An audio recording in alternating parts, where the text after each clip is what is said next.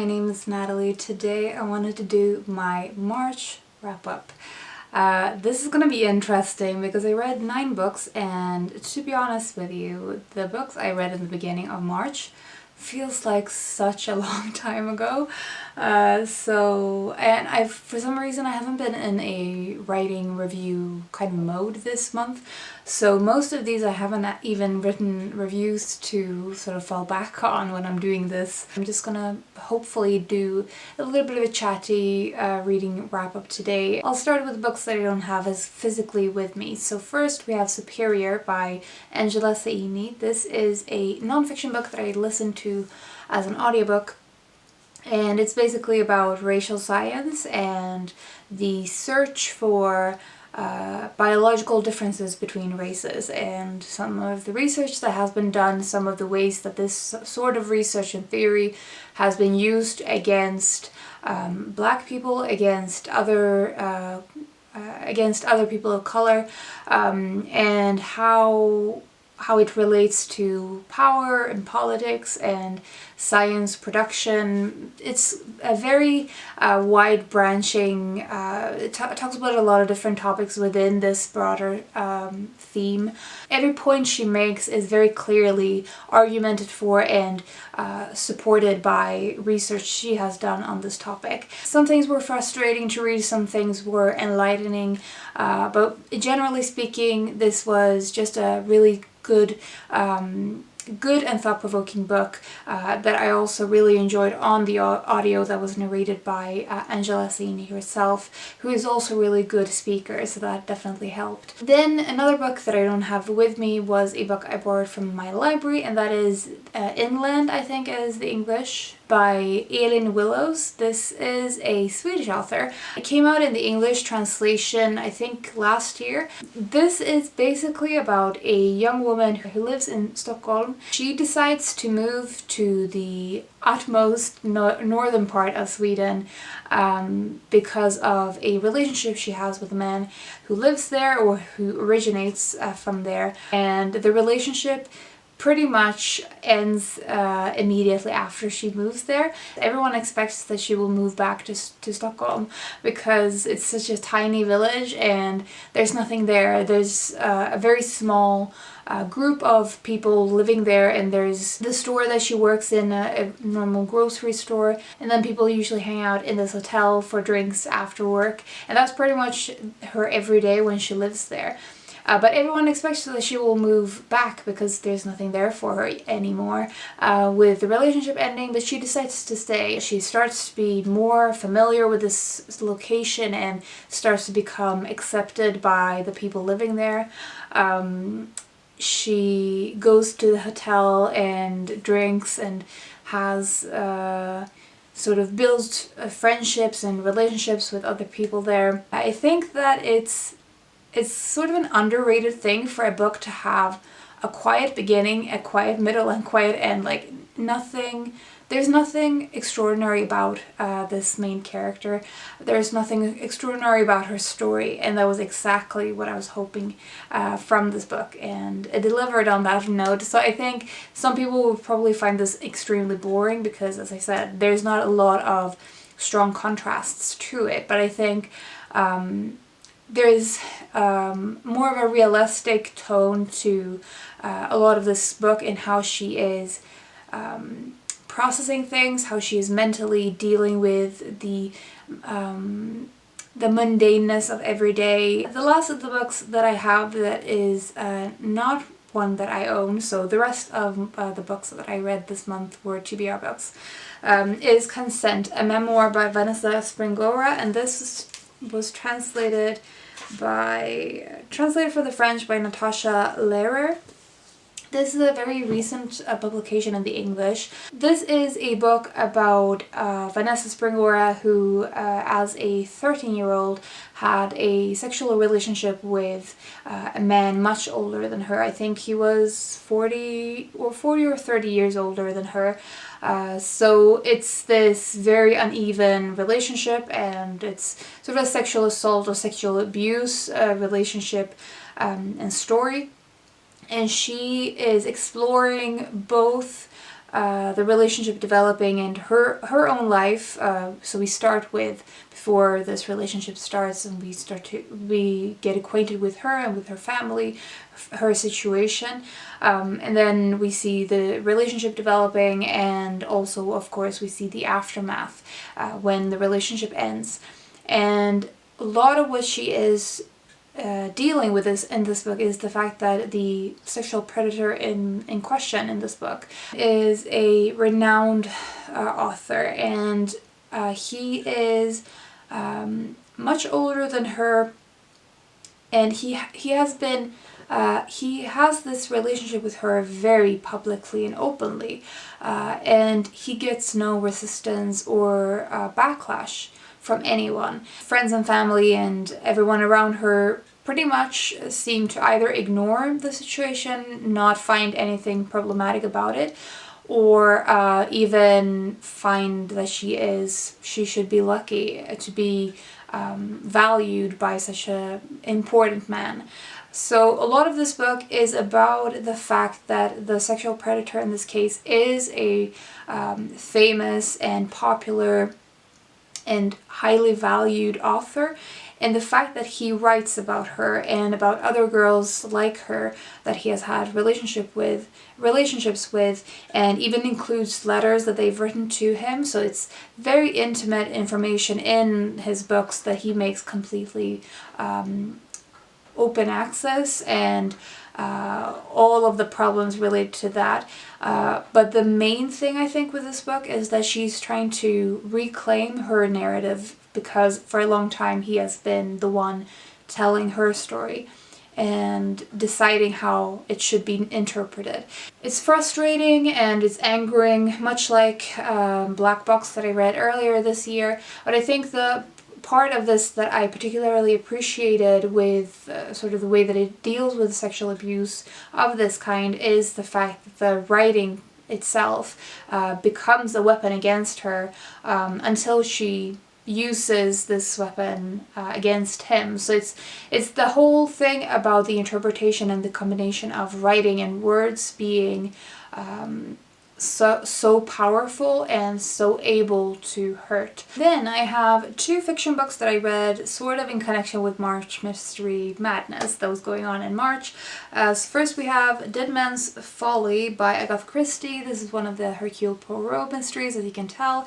It is one of the later ones in the series, and you can kind of tell that it's a different style to the ones that I've read so far. So I started off reading the Poirot mysteries in order of their publication, or in the order they're meant to be, and then I sort of started to go off the chronology. But this is definitely the latest one I've read from the series. This was not a particularly good Poirot mystery, in my opinion. It was just fine. In terms of the mystery itself and how it resolves, there's nothing special about it. There's nothing that stands out in the mysteries series for me. But there were a few details that I particularly disliked, such as the way that women were talked about in this story, the way that mental deficiency was talked about in this book. Like it's a constant derogatory thing used against one of the main characters, that she's of lesser intelligence and she has mental deficiencies and everything like that. That language was so uncomfortable for me, and there's things related to the female characters in general in this that was just badly done, and that was conveyed through Poirot's character as well, which I thought was very it didn't sit right with the Poirot character that I have become familiar with, but he seemed much older and grumpier and less of his bubbling self. So it was kind of a dud in terms of this series in general. I wouldn't really recommend it unless you're a completist, and I'm glad I've read it now because I'm not going to read it again. The next mystery I read though was much more enjoyable, and that was The Lie Tree by Frances Hardinge. This is a historical fiction. It's set in the Victorian era. It follows a family so the patriarch in the family, he is a a scientist, a fossil discovery that he's made. There's a scandal surrounding that and the potential falsehood that he has created a false fossil and claimed it as true. They decide to move away and try to escape this scandal to live on a tiny island. Very soon the rumors about him as a fraud comes back, catches up with them to this island, and they become outcasts in this island, this village. And so the rest of the book follows the daughter of the family, and she is, I think, 15 years old, but she reads more like a 13-year-old in my opinion. To me, this read exactly like middle grade. That is how that the tone of it, the way it tells the story through what is her name? Faith's eyes. It kind of reminds me of Robin Stevenson's Murder Most Unladylike series. Either way, it is about Faith trying to figure out about the scandal, but also quite soon, from the beginning of this book, her father dies and she's trying to figure out what happened to him and if possibly he was murdered. So in terms of themes, this book deals with, of course, the nature sciences, as I said, with the fossil discoveries, and there's a lot of nature scientists in the book, and nature and religion conflicts. The Victorian historical fiction is also fun in itself because there's a lot of details related to the Victorian era. It was really fun. It was fun to follow. I thought it was engaging. This was another book I listened to on audio, and the audiobook was also really well done. Then we have 3 books that I read for Invisible Cities this month. So Invisible Cities in March were 3 countries, but I only managed to read from 1 country because I started reading 1 book for this country and then just ended up reading another one and didn't manage to move on to any other country. I'm happy with that because they were all interesting books. So first we have Empty Houses by Brenda Navarro, and this is translated by Sophie Hughes from the Spanish. And as I said, all of these 3 are from the same country. They are all Mexican writers, and they are all Mexican women writers. So this book is about motherhood. It follows one woman who has a child, a young son, and one day when she is with him outside in a park or something, he is kidnapped. And obviously she is very distraught with this circumstance, and the rest of her story follows the aftermath of this kidnapping. She's very much struggling to move on from this situation. The other story that we follow is from the woman who kidnapped the son. So it's very interesting in the fact that we see both women's stories and we see the very different narratives they have, and the thing that binds them together is this young boy who is also struggling, of course, and it is centrally part of the story, but also we only get his perspective indirectly. It's a fantastic and very harrowing portrayal of motherhood and expectations of women, from expectations on women and the pressures that comes with that, the different ways that we cope or not cope with those expectations and those pressures. Much like the next one I'll talk about, it's very sexually explicit as well as very, very violent. It's very open in the usage of language, as I said, both sexually explicit and very violent on the page. There's no fading into nothingness. You get everything and very much head on. You have to face that, and because of that it makes for a very intense reading experience and very uncomfortable a lot of the time. With this book it's very uncomfortable because you are both seeing, of course, the mother after she loses her son and is struggling to deal with that. At the same time, she also has an adopted daughter that she's completely ignoring and she treats very horribly. And then on the other hand, we have the kidnapper who isn't treating the boy very well either, and who is also trying to come to terms with what she has done.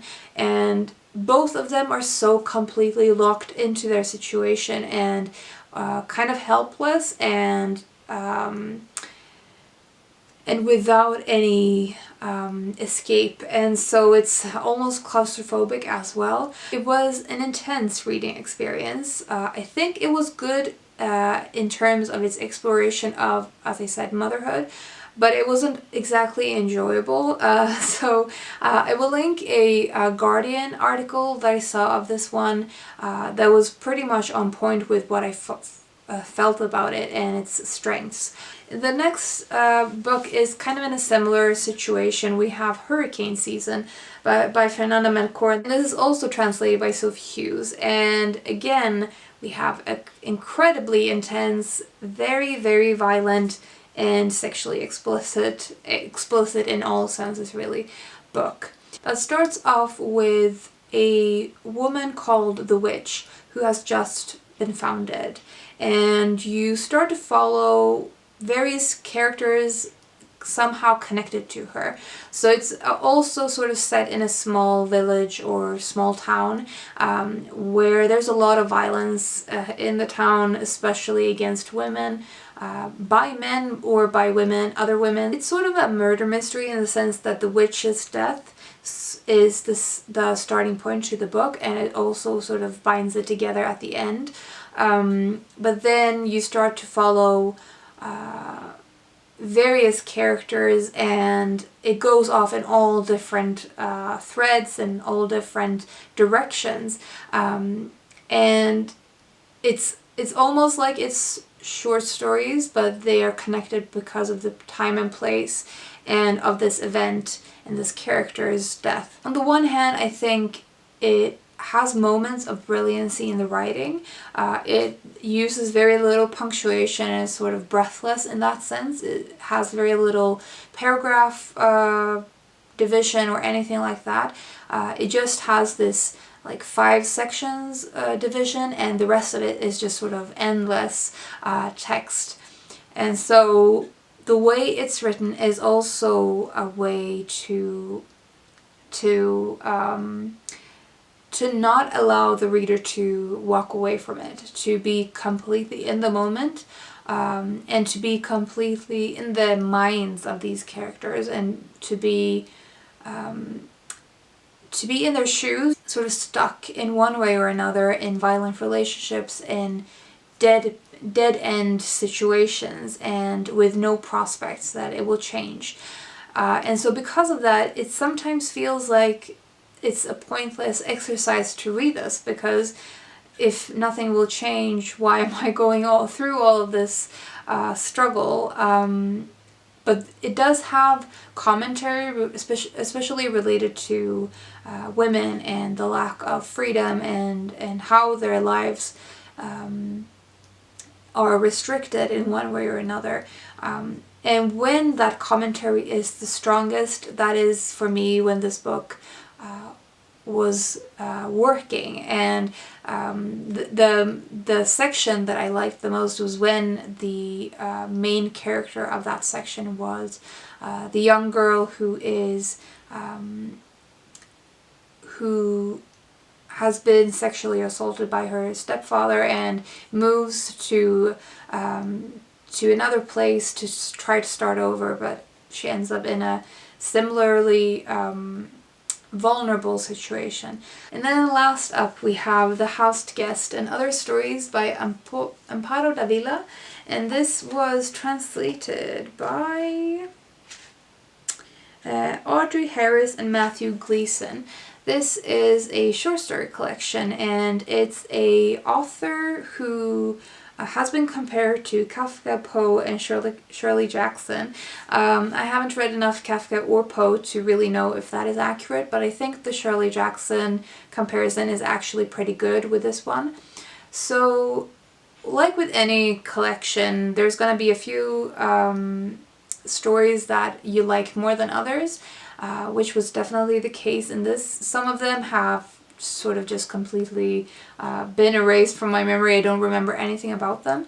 The first story was one of the ones I really liked that was sort of gave me The Friend by Sigrid Nunes vibes, in that it's talking about a woman who takes care of a dog after the dog's owner passes away, and she takes the dog in, but she gets a lot of negative attention from her neighbors because the dog is mourning. There's one story that I can't remember what the name of it was, but I remember thinking specifically that reminded me of a Shirley Jackson story. I think it was Oscar. That was probably my favorite in this entire collection. It reminded me of the tone of social commentary and sort of group behavior and of group hysteria, that kind of thing, that you see in The Lottery and some other of her stories. That was very much present in Oscar, and I thought it was fantastic.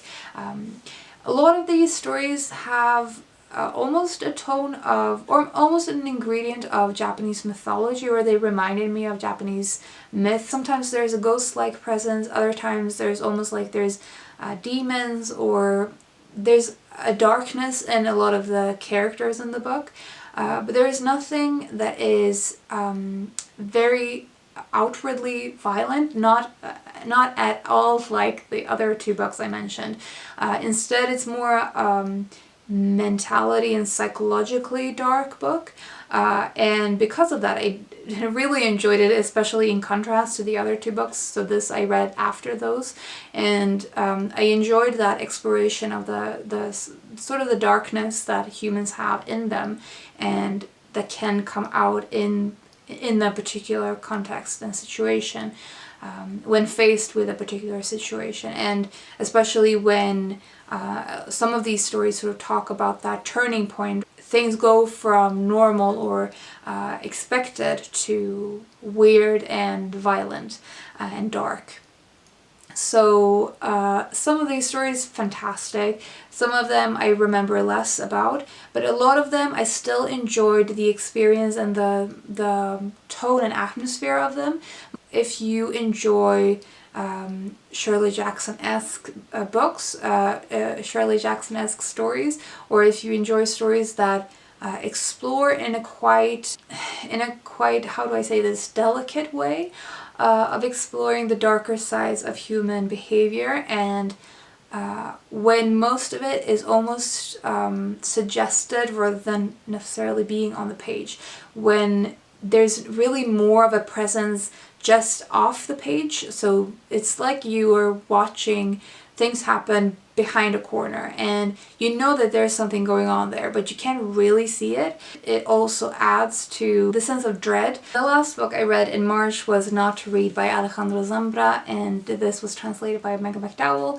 I read this as a buddy read with Roxy, and it was one of my favorite buddy reading experiences because it was quite an unusual one. So she read it in the original Spanish. I read this in the English translation, as you can see.